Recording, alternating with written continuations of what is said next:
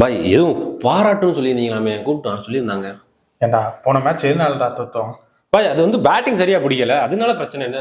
அதெல்லாம் நீ பேசாத. பவுலர் நீ தானே. ஆமா ஆமா, உன்னாலதான் தோத்தோம். கோச் நான் 5 விக்கெட் எடுத்திருக்கேன், 10லனா சொல்லுங்க, இன்னும் பவுலிங் பிராக்டிஸ் பண்ணி இன்னும் நல்லா நல்லா எடுப்பேனா? டேய் நீ 5 விக்கெட் எடுத்தா தோத்துடுறோம்டா. என்ன கோச் சொல்றீங்க?